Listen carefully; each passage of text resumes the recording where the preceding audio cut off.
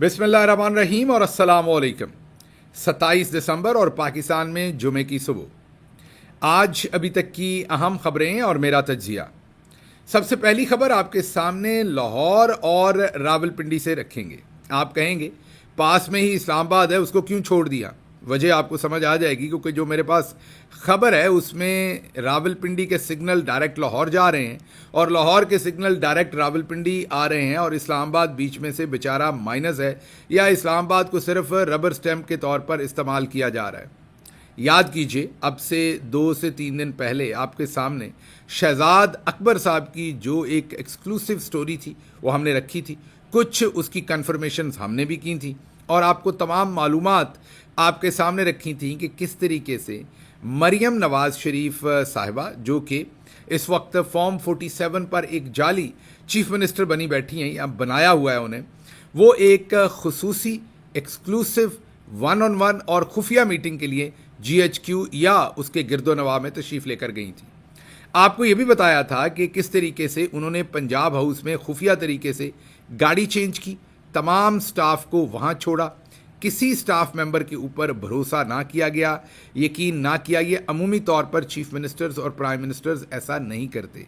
जो चंद स्टाफ के लोग होते हैं, जैसे कि CSO जो चीफ सिक्योरिटी ऑफिसर होता है, या जो आपका PSO होता है, एक से ज़्यादा PSO चीफ मिनिस्टर के साथ होते हैं, एक टाइम में 2 PSOs कम अज़ कम, और उसके अलावा 1-2 और ज़रूरी स्टाफ के लोग जो हैं वो हर जगह ज़रूर साथ जाते हैं, वो आपके साए की तरह आपके साथ होते हैं। लेकिन मरियम नवाज साहबा ने उन तमाम को छोड़ा और सिर्फ एक ज़ाती उनकी जो असिस्टेंट है, जो आपको अक्सर उनकी तस्वीर में पीछे खड़ी नज़र आती हैं मोहतरमा, उनके साथ उन्होंने ये सफ़र फरमाया। इसमें हमने आपको ये भी बताया कि जो उनके अपने गार्ड से उनको भी उस तरफ ना लेके जाया गया, बल्कि इस्लामाबाद की हदूद में ही उन्हें अपने आप से डीअटैच कर दिया गया। ऐसे ही जैसे रॉकेट लॉन्च होता है और आपने देखा होगा कि एक जो नीचे से लॉन्च होने के बाद थोड़ी दूर तक रॉकेट का कुछ हिस्सा जाता है, उसके बाद वो मेन रॉकेट से अलग हो जाता है, वो सिर्फ डिस्पैच कर रहा होता है उसे, या उसको इनिशियल वो इग्नाइट कर रहा होता है, या आप उसे कहें कि इनिशियल फोर्स दे रहा होता है। उसी तरह का काम किया गया। इनिशियल झुल देने के लिए लोगों को वो सिक्योरिटी साथ गई, थोड़ी दूर जाकर वो सिक्योरिटी अलग हो गई और नई सिक्योरिटी ने टेक ओवर कर लिया, ताकि पता ना चले अपनी सिक्योरिटी के लोगों को भी कि वो कहाँ गई हैं। अब खैर, ये कहानी तो आपने सारी सुनी थी, मैंने सिर्फ इसको रिपीट इसलिए किया है कि जिन लोगों ने वो व्लॉग नहीं देखा उनको समझ आ सके, या बात पूरी समझ आ सके कि ये मामला है क्या। उसके बाद आपको पता है कि मरियम नवाज साहबा अलग तशरीफ़ लाई थी प्राइम मिनिस्टर हाउस में, आर्मी चीफ अलग तशरीफ़ लाए थे और वहाँ पर एक मीटिंग हुई थी। उस मीटिंग में कुछ बातें तय हुई थी, कुछ ज़ाहिर है बातें उससे पहले जो खुसूसी 1-on-1 मरियम नवाज़ की मीटिंग थी उसमें हुई थी। उस वक्त हमें एग्जैक्टली नहीं पता था कि क्या बातें हैं। अब कुछ हमने आपको ये बताया था उस दिन भी कि ये डिसीजन हुआ है कि हमने प्रेशर नहीं लेना और रिएक्ट करना है, और ओवरसीज़ चैप्टर्स को किसी ना किसी तरीके से एक्टिव करना है, और उसके साथ साथ हमने जो अमेरिका से या कहीं और से प्रेशर आ रहा है या ओवरसीज़ पाकिस्तानियों का प्रेशर आ रहा है उसको नहीं लेना, बल्कि वापस प्रेशर देना है। इतनी खबर हम तक पहुंची थी, लेकिन तफसीलात हमारे पास उस दिन नहीं थी और आपको बताया था कि जैसे ही तफसीलात आएंगी तो आपके सामने रखेंगे। अब वो तफसीलात आ गई हमारे सामने, क्या आपके और सबके सामने आ गई। हुआ कुछ यूँ है कि खबर उस दिन ऐसे फीड हुई थी कि मरियम साहबा ने रिक्वेस्ट ये की है कि हमें प्रेशर नहीं लेना और हमने लड़ना है। अब हमारे पास ये खबर है कि सिर्फ मरियम साहबा की ये सोच नहीं थी, दूसरी पर्सनैलिटी जिनके साथ उनकी 1-on-1 मुलाकात थी उनका भी ख्याल यही था कि प्रेशर नहीं लेना, और इसके लिए उन्होंने मरियम नवाज साहबा से मदद मांगी थी कि आप मदद कीजिए। आपके लोग बिल्कुल चुप है, साइलेंट मोड पे है, और सारा जो अवामी गुस्सा है, अवामी तनकीद है, अवामी गैज़ो गज़ब है, अवामी इज़्तिराब है, उस सब का सब हमारी तरफ है और सारा गुस्सा हम पर निकल रहा है। तो मरियम नवाज साहबा से ये तकाजा किया गया कि आप भी कुछ करें, आप भी इसमें हिस्सा डालिए, आपके लोग क्यों खामोश हैं। उसके बाद मरियम नवाज साहबा ने वापस आकर एक मीटिंग की। सच बताऊंगा आपको, मुझे उस मीटिंग के वेयर अबाउट्स का नहीं पता, कोशिश की कि वो कहाँ पर हुई एग्जैक्टली, लेकिन ये नहीं पता। लेकिन ये ज़रूर पता चला एक से ज़्यादा सोर्सेज से कि वो मीटिंग हुई। अब आप कहेंगे अगर वेयर अबाउट्स का नहीं पता तो फिर आपको ये कैसे पता कि मीटिंग हुई। اس میٹنگ کے اندر جن لوگوں نے میٹنگ اٹینڈ کی اس کے بعد ان میں سے ایک سے زیادہ لوگوں نے اپنے بہت ہی کانفیڈنٹ لوگوں کے ساتھ جو باتیں شیئر کی اس میٹنگ کے بارے میں اور ان سے رائے لی، کیونکہ اس کے اندر ان کی ڈیوٹیز لگی تھی۔ پی ایم ایل این کے اندر دو گروپس ہیں، ایک گروپ شہباز شریف کا ہے اور ایک کا مریم نواز کا ہے۔ اچھا، اس میں کوئی ایسی انہونی بات نہیں ہے، سیاسی جماعتوں میں کیونکہ پاور کا کھیل ہوتا ہے اکثر گروپنگ ہوتی ہے، اور یہاں پر بھی گروپنگ ہے، تو اس پر تو چلیں زیادہ توجہ نہیں دیتے۔ لیکن اس کے بعد آپ نے ایک چیز دیکھی کہ جو مریم نواز کا گروپ تھا وہ بالکل سناٹے پہ تھا، سائلنٹ تھا۔ جو مریم نواز کے قریب لوگ ہیں، یا آپ دوسرے لفظوں میں کہہ لیں کہ جو نواز شریف کے بہت قریب لوگ ہیں، اور وہ بیچارے زیادہ تر ماتڑ ہیں۔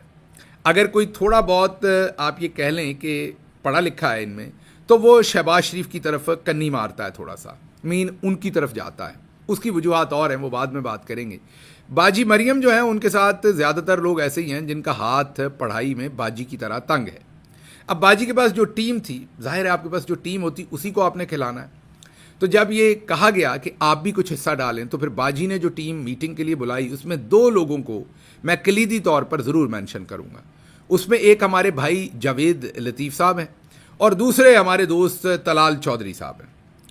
اچھا، اب آپ کو تھوڑا سا بتا دیں کہ جاوید لطیف صاحب، یہ مجھے ایک بڑے سینئر صحافی نے بتایا، وہ ڈینائی کر دیں اگر ایسا ہے، انہوں نے بتایا کہ انہوں نے جو ڈگری تھی، جعلی سچی جھوٹی جیسی بھی ڈگری تھی، سچی ہوگی جعلی ہوگی، یہ رہنے والے تو شیخو پورہ کے، لیکن آزاد کشمیر سے جا کے بی اے کی غالباً ڈگری حاصل کی تھی، جب ڈیمانڈ کی تھی پرویز مشرف صاحب نے کہ بی اے کی ڈگری ہونی چاہیے، شرط رکھی تھی۔ بہرحال مختصر بات یہ ہے کہ وہ جو سینئر جرنلسٹ ہیں انہوں نے مجھ سے یہ بات کہی، اس لیے میں رپورٹڈلی کہوں گا، مبینہ طور پہ کہوں گا، چلیں افواہ کہہ لیتے ہیں، اگر یہ غلط ہے تو جاوید لطیف صاحب اس کو ضرور کریکٹ کر دیں، ہم حتمی طور پر ان کے اوپر یہ بات نہیں کہتے۔ تو جاوید لطیف صاحب کے بارے میں جو بات ہے کہ اردو لکھنے میں بھی ان کا ہاتھ تنگ ہے، لیکن اب باجی کی فرمائش تھی کہ رچرڈ گرینل پر آپ نے حملہ کرنا ہے سب نے، اور حملہ ایسا نہیں کرنا کہ آپ نے لڑائی کرنی ہے، آپ نے اپنی بیچارگی رکھنی ہے۔ تو نئی اسٹریٹجی باجی گروپ نے جو ہے وہ مارکیٹ کے اندر پیش کی، اور وہ یہ کی کہ اپنا رونا پٹنا بھی ڈالو۔ رچرڈ گرینل کو کہو کہ تم نے ہمارے وقت میں ٹویٹ کیوں نہیں کیے تھے؟ نواز شریف کے ساتھ ظلم ہوا تھا، ہمارے ساتھ ظلم ہوا تھا، یہ ہوا تھا، وہ ہوا تھا، تو آپ نے ہمارے ساتھ آواز کیوں نہیں اٹھائی؟ اب ان کو یہ نہیں پتا کہ کوئی نہ کوئی شرارتی لوگ ہوں گے، وہ رچرڈ گرینل کو بتائیں گے کہ ان کے ساتھ پہلی بات تو ظلم نہیں ہوا، یہ تو سائفن آف کر کے لوٹ کر سارا پیسہ جو ہے وہ لندن میں لے گئے، اور قطری خط اور کیلبری فونٹ اور سب کچھ۔ لیکن چلیں ایک منٹ کے لیے ازیوم کر لیتے ہیں کہ ان کے ساتھ ظلم ہوا، تو وہ تمام کیسز اور سب کچھ جیلوں میں ڈالنا اور سب کچھ عمران خان کی حکومت سے پہلے ہوا تھا، ان کی اپنی حکومت میں ہوا تھا، وہ جنرل باجوہ نے کیا تھا۔ اور یہ تو آج کل جنرل باجوہ صاحب کو پاؤں سے لے کے سر تک چومتے ہیں، ساری کی ساری نون لیگ جو ہے، اور یہ تو انہیں اپنا بڑا موسن سمجھتے ہیں، انہی سے انہوں نے ڈیل لی ہے، اور انہوں نے انہیں اس چوری پر بٹھایا اور 1100 ارب کی چوری معاف کی ہے۔ تو اب جب آپ نے، جس نے آپ کے ساتھ یہ زیادتی کی، مبینہ طور پر آپ کی بات مانتے ہو، میں تو نہیں کہتا آپ کے ساتھ زیادتی ہوئی، لیکن چلیں ایک منٹ کے لیے آپ کی بات فرض کر لیتے ہیں، تو اس کے تو آپ پاؤں میں لیٹ گئے، اس سے تو آپ نے ساری فیور لے لی۔ تو اب اگر رچرڈ گرینل نے آپ سے یہ سوال پوچھ لیا کہ اگر آپ کو میرے سے ٹویٹ چاہیے تھے تو آپ پھر رک جاتے، عمران خان کی طرح جیل کاٹ لیتے، ڈیل کر کے پلیٹلیٹس 7000 پر جھوٹے طریقے سے لا کے یہاں سے ڈیل کاٹ کے نہ نکلتے، تو آج آپ کے لیے بھی کوئی اوورسیز پاکستانی بات کرتے۔ رچرڈ گرینل جو ہے وہ نہ عمران خان کی پھپھو کے بیٹے ہیں، نہ ہی عمران خان کے بچپن کے دوست ہیں، وہ عمران خان کے لیے اس لیے بات کر رہے ہیں کہ جو سمندر پار پاکستانی ہیں اور بہت ہی باعزت، باشعور اور بہت ہی باکمال، وہ ایک تو ہم پی آئی اے پہ لکھتے تھے نا، باکمال لوگ لاجواب سروس، میں وہ باکمال لوگوں کی بات نہیں کر رہا، میں اصل میں باکمال لوگوں کی بات کر رہا ہوں۔ یہ وہ لوگ جو امپیکٹ رکھتے ہیں سوسائٹی میں، ان کے آواز اٹھانے کی وجہ سے رچرڈ گرینل یا دوسرے لوگ جو ہیں، اور اسی طرح یو کے میں، اسی طرح یورپ میں، یہ ان اوورسیز پاکستانیوں کی آواز پر یہ تمام لوگ جو ہے آواز اٹھا رہے ہیں۔ تو آپ کے لیے بھی اوورسیز پاکستانی اٹھاتے آواز، اگر آپ نے ان کے لیے کوئی ایک اچھا کام پاکستان کے لیے کیا ہوتا۔ تو بہرحال واپس آتا ہوں سٹوری پر کہ اب باجی نے ان بیچاروں کے، جنہوں نے کبھی اردو میں نہیں لکھے تھے ٹویٹ، ان کو کہا کہ آپ نے انگریزی میں ٹویٹ کرنے ہیں۔ اب انہوں نے پھر کو بندہ پکڑا، طلال چودھری صاحب نے فیصل آباد سے ایک لڑکا پکڑا، اس سے ٹویٹ کروایا۔ اب وہ جو ٹویٹ کیے طلال چودھری صاحب نے، اس میں جسٹس اور انجسٹس انہوں نے آپ کے سامنے رکھ بھی دیتے ہیں ٹویٹ۔ انہوں نے رچرڈ گرینل کو کہا کہ تم انجسٹس کے ساتھ کھڑے ہوگے، یا تم جو ہے وہ کھڑے ہو گئے جا کر اس بندے کے جس کے خلاف کرپشن کے کیسز ہیں. تو انہوں نے رچرڈ گرینل کو اصل میں دعوت دی کہ تم ان جسٹس کے ساتھ کھڑے ہو جاؤ. بیچاروں کو پتہ نہیں تھا کہ جسٹس کا کیا مطلب ہوتا ہے اور ان جسٹس کا کیا ہوتا ہے. عمران خان نے تو آپ کو پہلے بتا دیا تھا کہ ایک تو یہ پڑھے لکھے نہیں ہیں, اوپر سے کوشش نہیں کرتے. اب ان کو یہ نہیں پتا کہ اگر ٹویٹ ہی لکھوانے تھے تو تھوڑے کسی ڈھنگ کے بندے سے لکھوا لیتے. اچھا, پھر طلال صاحب کو کسی نے بتایا جب ٹویٹر کے اوپر جوتم بازار ہوا سارا کام کہ بھائی صاحب آپ نے جسٹس کو ان جسٹس لکھ دیا ہے, تو انہوں نے ٹھیک 6 گھنٹے بعد, جی ہاں آپ درست سن رہے ہیں, 5.5 سے 6 گھنٹے بعد انہوں نے پھر اپنے آپ کو کریکٹ کیا اور جسٹس کے نیچے ان جسٹس ڈالا. حالانکہ طلال صاحب کو کسی نے بتایا نہیں, وہ ٹویٹ ڈیلیٹ کر لیتے کیونکہ ایڈٹ تو ہو نہیں سکتا تھا 2 گھنٹے کے بعد, تو وہ والا حصہ ڈیلیٹ کر کے دوبارہ نیا ٹویٹ کر دیتے اور اس میں کہہ دیتے کہ پہلا ٹویٹ غلط ہو گیا تھا, یہ ہو گیا. لیکن باہر مختصر آپ کو یہ بتانا ہے کہ جن بیچاروں کو اردو نہیں لکھنی آتی ان کو وقت میں ڈال دیا باجی نے, اور اب ان کے ذمہ یہ کام لگایا کہ آپ نے رچرڈ گرینل کو انگیج کرنا ہے. تو اگر بات ان تک پہنچ گئی ہے طلال چودھری صاحب تک اور ہمارے جو میاں جاوید لطیف صاحب ہیں شیخو پورہ سے, تو پھر میرا خیال صلح ہی کر لیں. اگر انہوں نے اب انگریزی میں ٹویٹ لکھنے اور رچرڈ گرینل کو انگیج کرنا ہے تو پھر معاملہ جو ہے وہ میرا خیال ہم نہ ہی سمجھے. اگلی خبر آپ کے سامنے جو رکھنی ہے وہ خبر ہے کہ آپ نے ترسیلات زر, عمران خان نے آپ کو کال دے دی ہے. اب مڈل ایسٹ میں رہنے والے لوگ ہوں یا یورپ میں ہوں یا امریکہ میں ہوں, آپ نے کم از کم 20 سے 30% ترسیلات زر جو ہیں وہ کم بھیجنی ہے.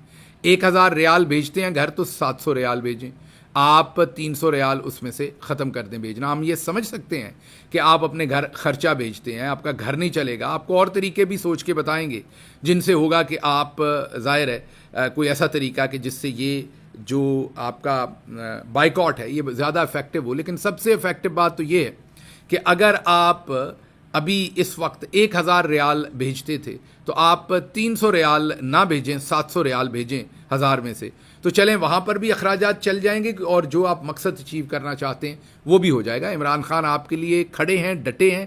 اب انہوں نے آپ کو آواز دی ہے, ہمارا آپ کو بار بار میسج آئے گا کہ آپ اس کے اوپر لبیک کہیں اور عمران خان کے ساتھ کھڑے ہوں. 70 سال میں پہلی دفعہ کوئی لیڈر آپ کے لیے کھڑا ہو رہا ہے, اب آپ کو بھی اس کے ساتھ کھڑا ہونا پڑے گا. مجبوری ہوگی, مشکل ہوگی, میں سمجھ سکتا ہوں, لیکن ہم سب کو مل کر یہ مجبوری اور مشکل کاٹنی پڑے گی. اب آتے ہیں جی اگلی خبر کی طرف. اگلی خبر جو ہے وہ ہے آپ کے سامنے جو رکھنی ہے وہ ہے کہ جو ایک ساجد تارڑ ٹرمپ کے پاکستان کے اندر مشیر کے طور پر انٹروڈیوس کروائے گئے تھے, یاد کیجئے آپ کو. اب ان کے اوپر تفصیلی طور پر تو آج کے ہم پنجابی ویلاگ میں بات کر رہے ہیں کیونکہ ان کے شایان شان جو ہے وہ پنجابی ویلاگ ہی بنتا ہے. لیکن آپ کو صرف یہ بتا دیں کہ انہوں نے مشیر سے سپورٹر تک کا سفر اتنی تیزی میں کیا جتنی تیزی میں ایلان مسک کے جو راکٹ ہیں وہ بھی مارس پر نہیں پہنچ سکتے. انہوں نے اس تیزی کے ساتھ اپنے آپ کو یہاں مشیر انٹروڈیوس کرواتے تھے, پھنس گئے. اور اس کے بعد رچرڈ گرینل نے یہ بھانڈا بھی پھوڑ دیا اور انہوں نے کہا کہ ان کا کوئی لینا دینا نہیں ہے ٹرمپ کے ساتھ, یہ اس کے کبھی مشیر نہیں رہے, یا یہ آخری دفعہ ڈونلڈ ٹرمپ کو کب ملے تھے یہ کوئی تصویر دکھا دیں. تو جب ٹیلی ویژن پر اپنا ساجد تارڑ صاحب سے پوچھا گیا تو انہوں نے یہ کہا کہ میں یہ آپ کو بات کیوں بتاؤں, اور انہوں نے پھر یہاں تک گئے کہ یہ جو رچرڈ گرینل ہے یہ تو کوئی پتوں کی قصور کا چھوٹا سا شہر ہے لاہور کے, ویسے پتوں کی لاہور سے زیادہ قریب ہے. تو انہوں نے کہا کہ یہ کوئی پتوں کی کا لونڈا لپاڑا ہے جو وہاں سے ٹویٹ کر رہا ہے, یہ رچرڈ گرینل نہیں ہو سکتا. جو ہوسٹ تھا اس نے کہا کہ انہوں نے اب ٹیلی ویژن پر آ کر بھی کہہ دیا انٹرویو میں کہ یہ میں ہی ہوں اور میں ہی ٹویٹ کر رہا ہوں. انہوں نے کہا اگر پھر وہ کر رہا ہے تو پھر وہ ایسا سنجیدہ آدمی نہیں ہے کہ میں اس کا جواب دوں.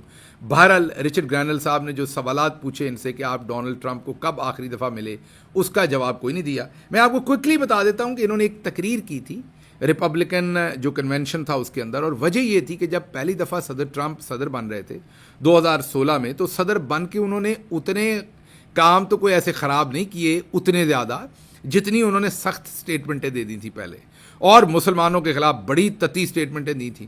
تو اس وجہ سے 2016 میں کوئی بھی قابل ذکر مسلمان جو ہے وہ پورے امریکہ میں صدر ٹرمپ کو انڈورس کرنے کو تیار نہیں تھا. صرف چند مسلمان اور لاکھوں ملینز میں مسلمان یہاں رہتے ہیں، لیکن آپ یہ کہہ لیجئے کہ شاید کوئی چند درجن بھر مسلمان ہوں گے یا 2 درجن جو قابل ذکر ہوں اور وہ آ کر کہیں پر ٹرمپ صاحب کو سپورٹ کر سکیں. قابل ذکر کا مطلب یہ نہیں کہ نام والے، مطلب کہ جو اکٹھے ہو کر کہیں کوئی تقریر کر دیں، اتنا حوصلہ رکھیں کہ اس وقت ان کی کمیونٹی کے خلاف جا کر وہ صدر ٹرمپ کو انڈورس کریں. کیونکہ ہمارے ساجد تارڑ صاحب کو بچپن سے جو ہے وہ شوق ہے کہ ان کا نام بنے، ان کو لوگ چودھری مانیں، ان کا بھی کہیں نام بنے، اور وہ کسی وجہ سے بھی بنے. مطلب ان کو اگر کوئی بتا دے کہ یہ چلتی بس کو آپ ایک اینٹ مار دیں تو آپ کا نام بن جائے گا، تو وہ کام بھی کر دیتے ہیں. ان کو کوئی کہہ دے کہ آپ یہاں پر لیٹ لیں، مٹی کے اندر لیٹ جائیں یہاں پر کھڑے ہو کر، تو وہ مٹی میں لیٹ جائیں گے کہ لوگ کہیں گے واہ ساجد نے کیا کام کیا. تو ان کو شروع سے شوق ہے اپنا نام بنانے کا، تو انہوں نے اس ٹائم پھر اپنا کندھا پیش کیا کہ میں وہاں پر جا کر مسلمانوں کی طرف سے تقریر کروں گا. تو وہ اب تک اسی خمار میں ہیں. وہ ایک حادثہ تھا اور حادثے میں وہاں پر اور کوئی بندہ تھا نہیں، تو ان کا، اور اس کے بعد یہ مشیر ہی بن گئے. حالانکہ مشیر تھے نہیں یہ کبھی بھی، لیکن مشیر ہی بن گئے. اور انہوں نے پھر وہ مشیر والا کام ہی، ان کے یہ کیبنٹ ممبر کبھی نہیں تھے جو میں کہہ رہا ہوں مشیر. تو بہرحال پاکستان میں خوب لوگوں کو بیوقوف بنایا. اس کے بعد ان کی بدقسمتی کہ انہوں نے عمران خان کے اوپر غیر ضروری تنقید کر دی، اور پھر ان کی وہاں پر ٹھکائی ہوئی اور سب کو ان کی حقیقت پتہ لگی. تو یہ ان کا بیک گراؤنڈ تھا. لیکن اب بیچارے خود ہی اس چیز میں سے اب اپنی جان چھڑواتے ہیں، لیکن ان کا کمبل جو ہے وہ ان کی جان نہیں چھوڑتا. اگلی خبر کی طرف چلتے ہیں. ISPR نے پریس کانفرنس کرنی تھی، جو 60 مزید لوگوں کو سزائیں دی ہیں ملٹری کورٹس نے، اس پر ISPR نے پریس کانفرنس کرنی تھی. پھر ISPR کو یہ مشورہ دیا گیا کہ آپ پر تنقید بہت زیادہ ہوگی، اور جو یورپی یونین اور دوسرے لوگوں کی آنے والی سٹیٹمنٹس آنی ہیں وہ بھی پھر آپ کا نام لے کر آئیں گی، کیونکہ آپ پریس کانفرنس کریں گے تو مدعا آپ کے گلے پڑ جائے گا. تو اس لیے پھر انہوں نے پریس کانفرنس جو ہے اس کو ملتوی کر دیا. پریشر میں آ کے انہوں نے پریس کانفرنس نہ کرنے کا پروگرام بنایا.